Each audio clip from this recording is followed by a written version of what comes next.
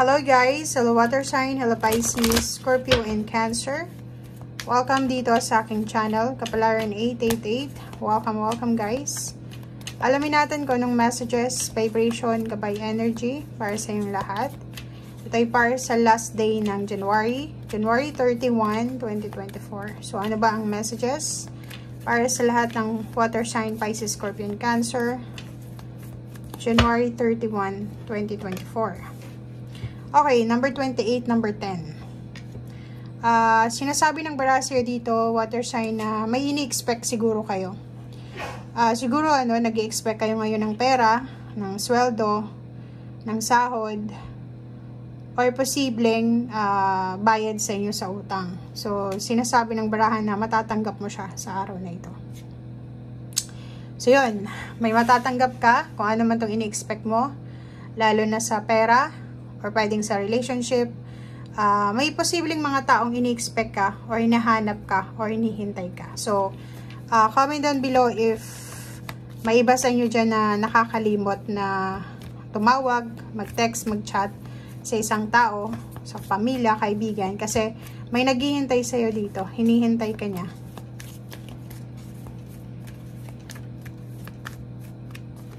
Okay. So, education. Ang iba din sa inyo dito, water sign, Pisces, Scorpio, and Cancer, naghihintay kayo ng confirmation, resulta. So, pwedeng yung iba naghihintay ng resulta ng kanilang paghihiwalay, naghihintay ng resulta ng, for example, nag-take siya ng exam, interview. So, may water sign dito, especially Pisces, siguro, naghihintay siya ng resulta sa exam or interview na ginawa niya.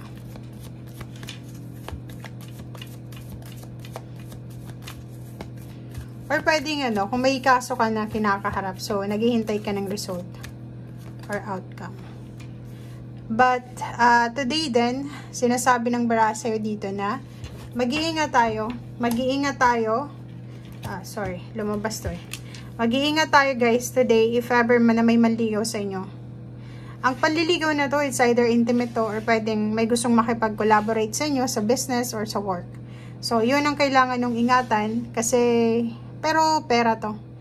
If ever may manghingi sa'yo ng pera ngayon, or may mangutang, may mag-propose ng kung ano man na business partnership or trabaho, wag nyong bibigyan ng pansin kasi fake to.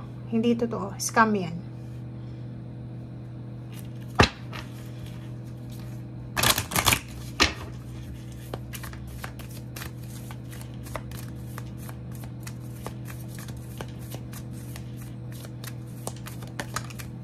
Okay, water sign, unlikely, diba? So, sinasabi ng baraha mo sa'yo dito na hindi maganda.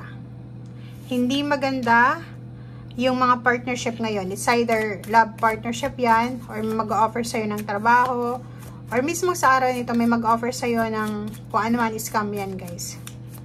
Ingat-ingat kayo, Baka kayo ay mabiktima. And communicate clearly. So, wag kayong masyadong magtitiwala sa araw na ito. Wag din kayong masyadong makikipag-usap, or para maiwasan yung communication barrier or yung misunderstanding, kailangan yung sabihin kung anong gusto yung sabihin, or mas maigi, be silent na lang, diba pa? Kasi mas pag silensyo ka, mas may iwasan mo yung miscommunication. So, dito sinasabi ng barahan na may gusto kang sabihin mo ng maayos. Okay? Ng tama. And unlikely ngayon yung mga partnership, panliligaw, business partnership, basta mga scam yan ngayon. Okay?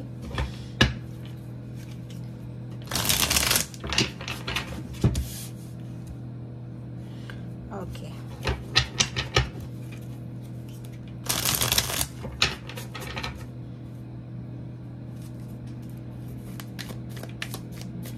Water sign, Pisces, Scorpio, Cancer.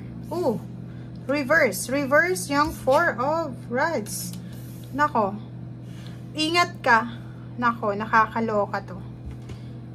Kinilabutan ako bigla dito. So, yun, mag-iingat ka sa araw na ito Kasi posibleng makakuha ka ng kaaway sa pamilya mo. Kasi ito, stability ng pamilya eh. So, pwedeng mawasak yung relationship. It's either relationship sa love life or sa family life or sa work or career. Dahil sa hindi masyadong nagkaintindihan. So, if may, yun nga, 'di ba, kahit kahapon, sinasabi ng baraha sa'yo dito na if may ma-receive ka ng chat, delete mo na, automatic delete, wag mo nang basahin kasi it's either negative yung message na yon or pwede kang ma-stress, ma-depress. So, i-ignore mo na lang, parang ganon. Diba? Kasi kung hindi mo yan i-ignore, talagang it's either ikaw yung masasaktan or ikaw yung makakasakit ng ibang tao. So, pwedeng may pag-aaway, pwedeng may kung ano pa man. So, kailangan mo sa araw na ito ng sobrang temperance, sobrang pasensya. Parang matitrigger ka sa mga tao sa paligid mo. Nakikita ko rin sa'yo dito, hindi lang ito sa pamilya. Pwedeng kung ikaw ay, halimbawa, ikaw ay nagre-rent ng iyong tinitirhan, pwedeng yung may-ari ng bahay na nirerentahan mo ay sobrang pinipressure ka. Diba? Parang pinipressure ka or parang, alam mo yun, anong tawag doon? Hindi sa pinipressure. Binubuli ka ba or kung ano pa man? Kasi kailangan mo ng sobrang pasensya sa araw na ito dahil pwede kang mainis, pwede kang magalit, and pwedeng masira yung diskarte mo, 'di ba? Yung peace mo. Okay, but good thing, may good news dito. Isang mabilisang balita na or pwedeng mabilisang victory and success, prosperity and abundance ang posibleng dumating sa'yo galing sa malayo or sa malapit na lugar. So, may good news pa rin. So, pwedeng tungkol to sa pera. So, eto na nga siya, 'di ba? So, ang good news dito is sa araw na ito, nakikita mo na may parating na pera sa araw na ito. 'Di ba? Parang nakikita natin pwedeng may babayaran ka sa araw na ito, pero meron din na papasok sa'yo na pera. Or pwedeng may babayaran ka, may magbabayad din sa'yo ng utang, or may sweldo ka pang tatanggapin. Parang ganun. Ang galing, no? And last card natin, Justice. So, nakikita natin dito, guys, na may posibleng kontrata ka na pipirmahan sa mga susunod na araw. May posibleng nakikita natin, mabilisan to eh. Mabilis na darating yung pera. Pwedeng may mabilis na kontratang darating, offer ng work. Pero, yun na nga yung sinasabi sir dito, mag-iingat tayo sa mga ino-offer sa atin. Pero yung justice naman dito is, sinasabi ng baraha, para hindi ka maloko, mascam, bago ka pumirma, basahin mong maayos. And if hindi mo maintindihan, humingi ka ng assistance sa abogado or sa mga taong may alam sa kontrata na ito na pipirmahan mo. Okay? And wag na wag kang papayag doon sa ina-ambush ka. 'Di ba? May mga tao kasing ganun eh. 'Di ba? Yung hindi ka, yung i-scam ka, and then i-ambush ka, and hindi ka na paalisin hanggat hindi ka pumirma. So, ingat-ingat ka. Okay? Thank you guys. Bye!